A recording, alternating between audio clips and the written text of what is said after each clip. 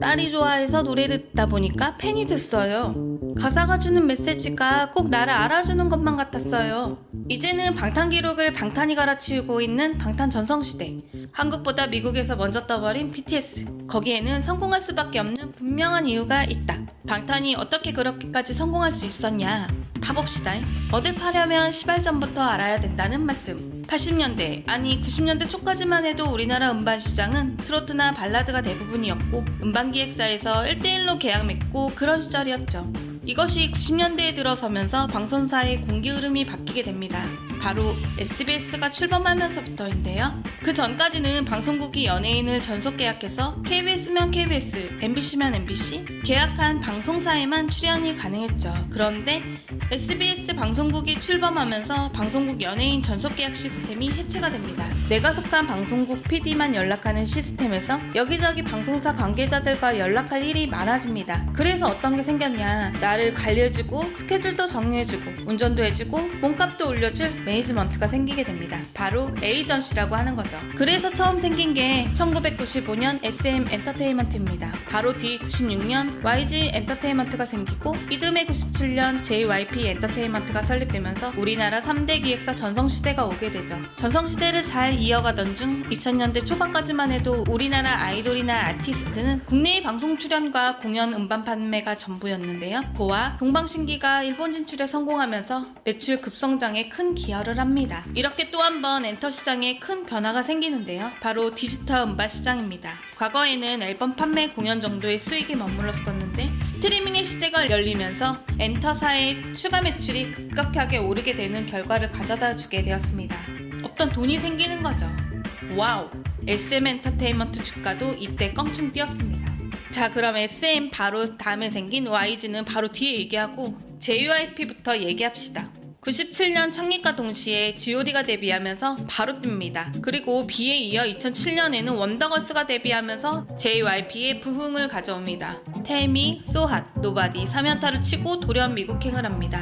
한국에서는 더 이상 올라갈 곳이 없다고 인터뷰를 했다고도 하는데요. 여기서 중요한 포인트가 나오죠. 때는 2009년입니다. 스마트폰과 유튜브가 생소했던 시절이에요. 원더걸스는 미국 가서 고생이란 생고생을 다 합니다.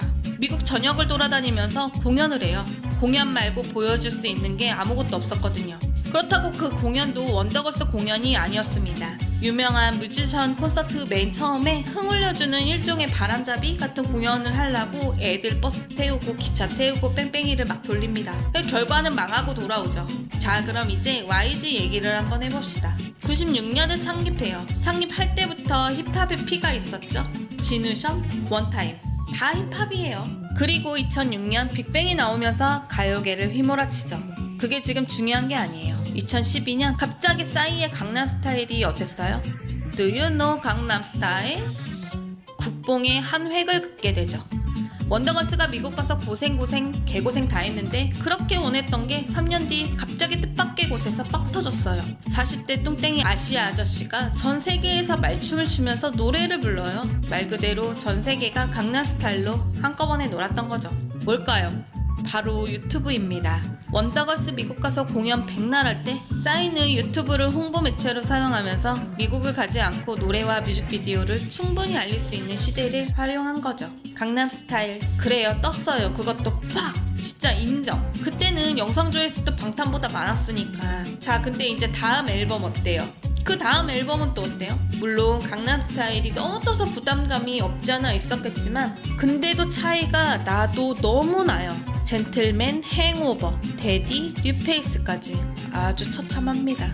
이제 사람들이 강남스타일을 알아도 싸이가 누군지 모를 거예요. 우리 어릴 때 마카레나 춤 알죠? 마카레나 가수는 몰라도 노래랑 춤은 또 기억을 할 거예요. 그거랑 똑같습니다. 싸이가 뜬 게 아니고 강남스타일 노래가 뜬 거예요. 왜 그렇냐? 바로 팬덤입니다. 싸이의 강남스타일 추면서 그냥 한번 놀았던 거지 싸이를 좋아하는 팬은 그닥 많지 않았던 거죠. 자, 그럼 이제 본격적으로 BTS 얘기를 해봅시다. 원더걸스랑 같이 미국 가서 개고생하고 싸이와 강남스타일을 지켜본 방시혁 대표예요. 우리 방탄은 그래서 시작부터가 달랐죠. 유튜브로 소통을 하는데요. 정말 일상 그대로를 보여주고 연습하는 영상도 올리고 사소한 거 하나하나 다 진실된 모습을 보여줍니다. 그럴 수밖에 없었어요. 일단 애들 방송 출연시킬 돈이 없었거든요. 자, 근데 아무리 진실된 거 보여준다 하더라도 실력이 뒷받침되지 않으면 그걸 또 누가 봅니까? 방시혁 대표가 단 한 가지 원한 것은 너희의 이야기를 담은 음악을 해라 입니다.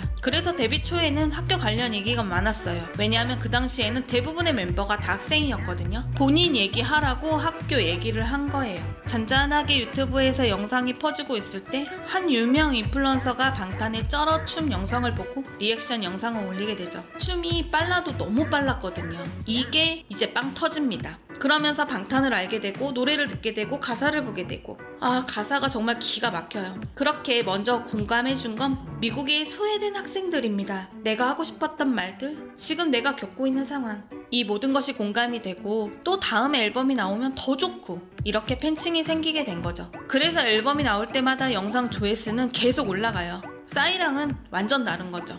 팬덤이 보장이 됐어요 이제. 그리고 앨범마다 연관성이 다 있습니다. 스토리텔링이 되니까 팬들은 거기서 더 빠지게 되고요. 유튜브를 통해서 팬들과 계속 소통을 합니다. 게다가 진실성도 있어. 유튜브가 급성장하는 시기와 방탄이 확 뜬 시기가 겹쳐요. 운도 운이지만 이건 운이라고만 볼 수 없는 노력과 계획이 있었음이 분명합니다. 자, 그렇게 이제는 하루에도 기사가 몇백 개씩 쏟아집니다.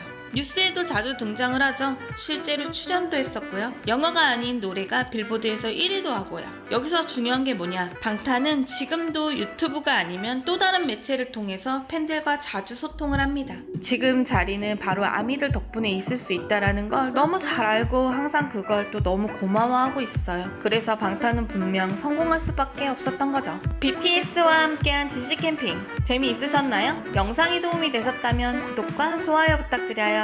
지금까지 지시 캠핑의 삥찍이었습니다.